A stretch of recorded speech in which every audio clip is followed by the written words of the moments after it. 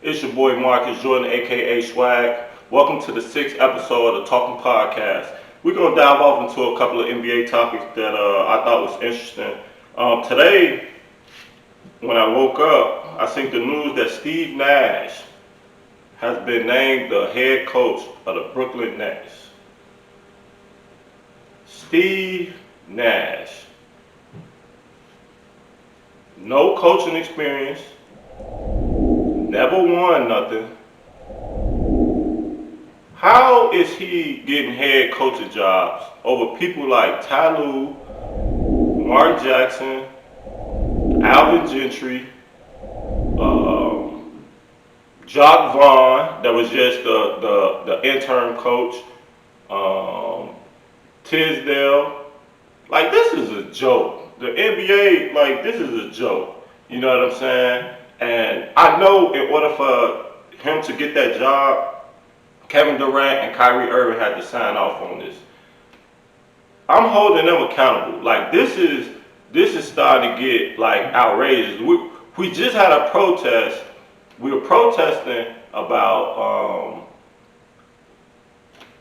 blacks being treated unequal, being shot, killed, all this from a systematic. This is all. This is the same thing systematically.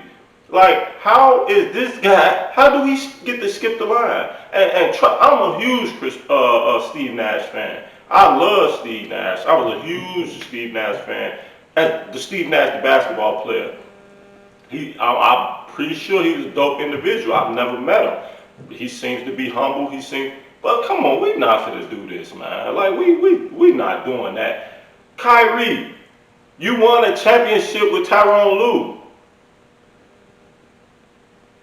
You won a championship with Tyronn Lue. How do you not try to get Tyronn Lue into that position? See, this is my problem with some of these players. Like, a lot of people always like to talk about LeBron and you know what I'm saying, critique him and talk shit about him and bash him. One thing he put his people in position to succeed. You know what I'm saying? He get players paid. He do like all of this. His stuff is, and I'm not saying like it's just so blatant and I don't understand it. I don't understand it. Everybody was hyping up the Greg Popovich. Oh, he might go to Brooklyn. You know, I didn't see it happening because, you know, Popovich, he is San Antonio. It wouldn't make no sense to me. But if that would have made more sense than Steve Nash, all that shows me is that Brooklyn's not worried about winning. They just want to make sure, you know, Kevin Durant and Kyrie Irving don't be bitching and moaning all season, because that's what they going to do. They going to bitch and moan. Kyrie going to complain. KD soft. He going to complain. That's all they do. So they went and probably sat there and asked them, who do you guys want? We will do whatever you want. We don't want like some goofy shit, you know, like organizations like that. I'm not worried about them. You know what I'm saying? That's goof troop, you know. What they expected him to be the next Steve Kerr. Steve Kerr already did that. So what, they finna mimic Steve Kerr, mimic D'Antoni? It's already happening in the league. Everybody's playing small. Everybody's shooting the three. It's a positionless league now. So what is Steve Nash gonna bring? That's what I'm trying to. He's never won a championship. He's never even played in a championship. He's never been a defender. He's a great offensive man, but he got it from D'Antoni. You get what I'm saying? Steve Kerr was there with D'Antoni when he was doing it. If anybody knows the offense is them two, Steve Kerr played in it, but at the same time, it's like him and Kyrie is not even the same type of guard. You know what I'm saying? I would like to be a fly on the wall when Steve Nash had that conversation with Kyrie about passing the ball more. That's gonna be funny. That's gonna be funny. Kyrie look at that dude like he crazy. Can y'all imagine Kyrie leading the league in assists? Nah, well, I can imagine somebody leading the league in assists, but you know, we ain't talking about that right now. But anyway, I get it though. As an organization, you got to make sure your star players. Brooklyn ain't never won nothing. They kind of irrelevant. So they trying to get the New York market. Trying to, you know, I get it, but that's Steve Nash, Mark Jackson, Tisdale, Alvin Gentry, Tyrone Lue. I'm missing somebody. I'm missing somebody. I'm missing somebody, but the NBA got, if somebody of African American background don't get that Philadelphia 76ers job, like they need to implement a Rooney Rule for the NBA. You know what I'm saying? Because this is getting, I couldn't believe it. Steve Nash, I could not believe it. Like, I mean, it is what it is, man. But I just wanted to touch on that for a little bit. Also, the boycott, right? So I've been hearing a lot of mixed things. People have been saying like, oh, what is that supposed to do? They stop for a day, blah blah blah blah blah blah. We really don't know what the players and the players union or whatever, what deal they made with the owners, because from the things I was reading and watching on TV just like everybody else, what I got from it is there was a conversation and things was promised. So when you hear players like Anthony Davis say, if the owners don't own up to their promises, then we just won't play. When you hear LeBron say stuff like, we need the owners more accountable. We need them to step up and make A, B, C, and D happen. When you hear those type of things, then it had to be some type of agreement behind closed doors, which they agreed upon some type of something to help, the law or whatever, try to help affect change. So I'm looking forward to seeing what that is, because we're talking about 30 billionaires. They have some type of influence, in a community, in a town. So hopefully moving forward, and I agree with the NBA players protesting, especially after going through what we've been going through. For that to happen during the season, like, that was crazy. For that to happen and the guy gets shot 7 times in the back, Blake, prayers to him and his family, 7 times in the back, by a cop. He was unarmed. It's, the players did the right thing. You know what I'm saying? And I felt that they would come back some way, because the NBA did too much to have start the season back with the bubble and with the accommodations, and to be honest, it was rolling. Like, watching it on TV, it's a good experience. It's just like the game. They got the crowd noise, you got the virtual fans, so it's a good experience watching it on television. In the gym, I'm not sure how it is for a player. I'm not sure how it is for a coach. But watching it, they did a great job. So I knew they invested a lot. So I knew the players had all the power. And hopefully the players use their power in the right way to try to get some things done. You know what I'm saying? Because the NBA, of course, they didn't want to lose out on a lot of that TV money.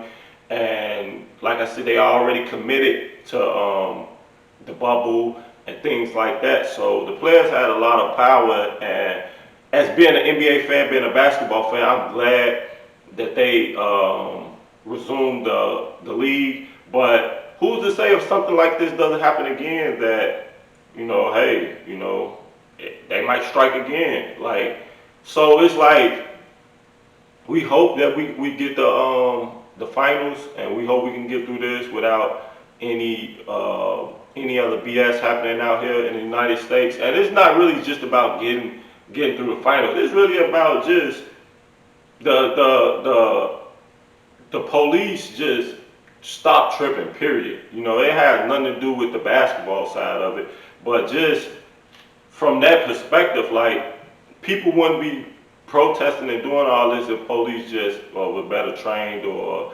treated black people the same way they treat any other race when they get pulled over, or they get stopped for whatever reason they're getting stopped for.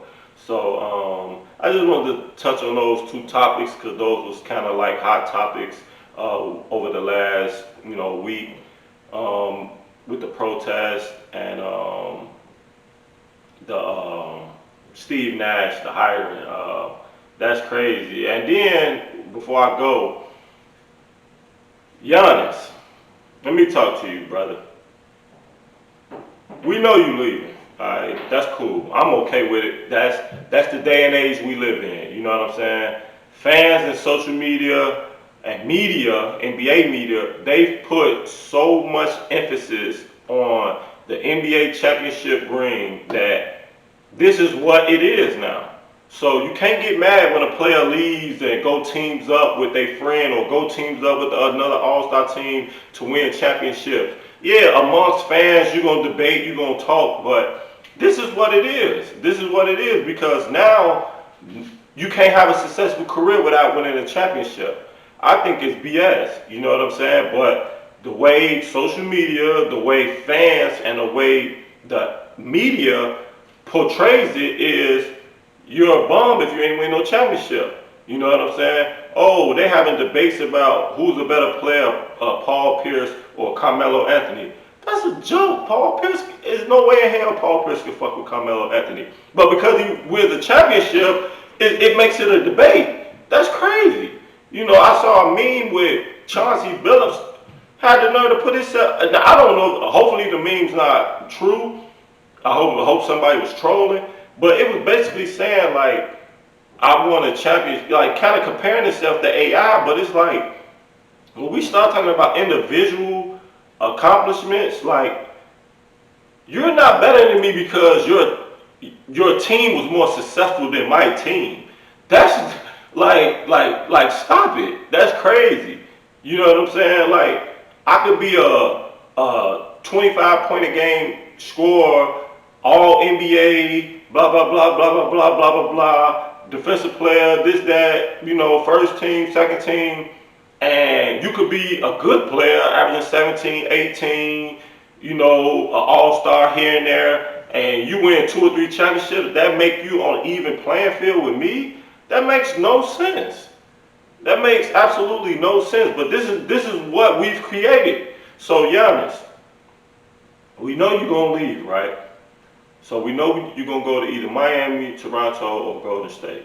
We know you're gonna go to State. We know what that is, right? But from what I'm hearing, Milwaukee said any deal. Milwaukee says any deal with Golden State that possibly could be made, Klay Thompson has to be included. Now, Golden State is saying they're not breaking up the Splash Brothers. That's what you're supposed to say. You get what I'm saying? That's what you're supposed to say. But for Giannis, shit, Klay will be out the door in a minute. You know what I'm saying? Like, that's just my personal opinion.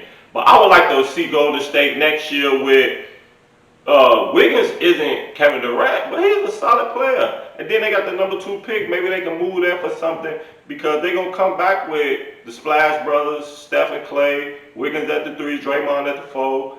And then, you know, they have a plug and play at the 5. So, like, I want to see them back to the old Golden State, the Golden State we know and see that, you know what I'm saying, with Wiggins. But if they go get Giannis, we know what that is. That's a juggernaut, that's a powerhouse. But Giannis without Klay, I don't know how that works. Because Giannis can't shoot, Draymond can't shoot. They both going to be on the court. So I don't know how that works. Now, if you could maybe get rid of Wiggins, get rid of the the number 2 pick, Wiggins, and some other stuff for Giannis, and keep your nucleus, we know what that is. Golden State gonna do what Golden State gonna do. You know what I'm saying? But it makes more sense to. I would probably need Klay Thompson too. I would probably need Klay, Wiggins, and a number 2 pick. If you ain't coming with no package like that, don't even come to my door. You know what I'm saying? That's just my opinion. But we know Golden State is an option. Miami, like, only thing I don't like about him going to Miami is because Miami possibly is the team that's going to knock him out. And that's going to be the same weak shit Kevin Durant did. And I wasn't a fan of that. Like, you don't get knocked out by a team and then go join them. You know what I'm saying? I don't think Giannis is as soft as KD, but we don't know. You know what I'm saying? You never know the pressure of the winning might get to him and he might go down there. But if you remove that part of the story, him going down there with Jimmy Butler in that type of setting with Pat Riley, Eric Spoelstra, how they play defense, how they dogs. Man, Miami will run the East. I don't give a fuck about no Durant, no Kyrie, none of that shit. Giannis and Jimmy down there with them shooters, with them dogs. Man, it's council Christmas. Council motherfucking Christmas. Miami would be a dog. You feel me? And then we got Toronto. He would take Kawhi's spot. The only thing I don't like about the Toronto thing is I think Toronto is a better team than Milwaukee. But to me, it's kind of similar because who would be the go-to player? Because Pascal is a good number two. It's starting to see. It's starting to look like. But I still don't know if Giannis is that player where you can just give him the ball. I mean, do you play out Van Fleet? Like, I think they would be a dope regular season game. They probably could win 70 games, to be honest. But in the playoffs, I could still see them getting beat. I could still see, but he would have a way better supporting cast. I'm taking Lowry, Pascal, Van Fleet over Middleton, Bledsoe, and Brook Lopez. I'm taking that over them any day of the week, you know. And I think Nick Nurse is a better coach than Boozer Howard. Well, they probably like about even because Nick Nurse is getting out coached right now. But I think those are the three lead candidates. Like I say, anybody can always jump in the mix, and it might be like a splash, a crazy signing. You know what I'm saying? And yeah, so y'all, we know you're gonna leave if y'all get knocked out, if y'all don't make it to the finals or win the championship. So I was just wanting to break down that and stay tuned because I'm be diving into the NFL season. We got that right up on us. And so with that being said, thank you for checking out the 6th episode of the Talking Podcast. If you're not friends with us on a Facebook group, come join us. The Talking Podcast, send a friend request. We'll add you. Also, you can find us on the YouTube on the Talking Podcast. Till next time.